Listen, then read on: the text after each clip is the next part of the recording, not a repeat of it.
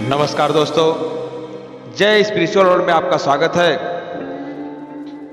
हम आज आप लोग के बीच में लाए हैं छठी मैया की कहानी। कौन है छठी मैया और उनका पूजन क्यों करते हैं, आदि आदि। छठ पर्व षष्ठी का अपभ्रंश है। कार्तिक मास की अमावस्या को दिवाली मनाने के 6 दिन बाद कार्तिक शुक्ल को मनाए जाने के कारण इसे छठ कहा जाता है। यह 4 दिनों का त्यौहार है और इसमें साफ सफाई का खास ध्यान रखा जाता है। इस त्यौहार में गलती की कोई जगह नहीं होती। इस व्रत को करने के नियम इतने कठिन हैं, इस वजह से इसे महापर्व और महाव्रत के नाम से भी संबोधित किया जाता है। कौन है छठी मैया?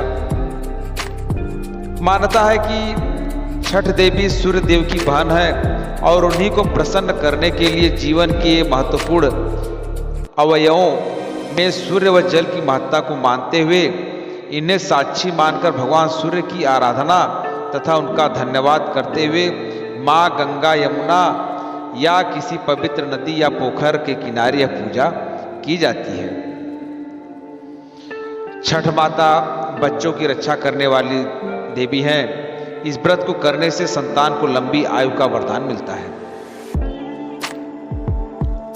मार्कंडेय पुराण में इस बात का उल्लेख मिलता है कि सृष्टि की अधिष्ठात्री प्रकृति देवी ने अपने आप को 6 भागों में विभाजित किया है। इनके छठे अंश को सर्वश्रेष्ठ मातृ देवी के रूप में जाना जाता है, जो ब्रह्मा की मानस पुत्री है। वो बच्चों की रक्षा करने वाली देवी है। कार्तिक मास के शुक्ल पक्ष की षष्ठी को इन्हीं देवी की पूजा की जाती है। शिशु के जन्म के 6 दिनों बाद इन्हीं देवी की पूजा की जाती है। इनकी प्रार्थना से बच्चे को स्वास्थ्य, सफलता और दीर्घायु होने का आशीर्वाद मिलता है। पुराणों में इन्हीं देवी का नाम कात्यायनी भी बताया गया है, जिनकी नवरात्रि की षष्ठी तिथि को पूजा भी की जाती है। आइए दोस्तों, छठ व्रत कथा की तरफ चलते हैं। कथा के अनुसार प्रियव्रत नाम के एक राजा थे। उनकी पत्नी का नाम मालिनी था। दोनों की कोई संतान नहीं थी। इस बात से राजा और उनकी पत्नी बहुत दुखी रहते थे। उन्होंने एक दिन संतान प्राप्ति की इच्छा से महर्षि कश्यप द्वारा पुत्रेष्टि यज्ञ करवाया गया। इस यज्ञ के फलस्वरूप रानी गर्भवती हो गई और 9 महीने बाद संतान सुख को प्राप्त करने का समय आया तो रानी को मरा हुआ पुत्र पैदा हुआ। इस बात का पता चलने पर राजा को बहुत दुख हुआ। संतान शोक में वह आत्महत्या का मन बना लिए। लेकिन जैसे ही राजा ने आत्महत्या करने की कोशिश की, उनके सामने एक सुंदर देवी प्रकट हुई।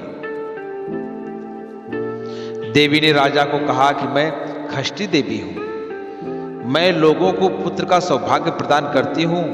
इसके अलावा जो सच्चे भाव से मेरी पूजा करता है, मैं उसके सभी प्रकार के मनोरथ को पूर्ण कर देती हूं। यदि तुम मेरी पूजा करोगे तो मैं तुम्हें पुत्र रत्न जरूर प्रदान करूंगी। देवी की बातों से प्रभावित होकर राजा ने उनकी आज्ञा का पालन किया। राजा और उनकी पत्नी ने कार्तिक शुक्ल की षष्ठी तिथि के दिन देवी षष्ठी की पूरे विधि विधान से पूजा की। इस पूजा के फलस्वरूप उन्हें एक सुंदर पुत्र की प्राप्ति हुई। तभी से छठ का पावन पर्व मनाया जाने लगा। छठ व्रत के संदर्भ में एक अन्य कथा के अनुसार, जब पांडव अपना सारा राजपाट जुए में हार गए, तब द्रौपदी ने छठ व्रत रखा था। इस व्रत के प्रभाव से उनकी सभी मनोकामनाएं पूर्ण हुई तथा पांडवों को राजपाट वापस मिल गया।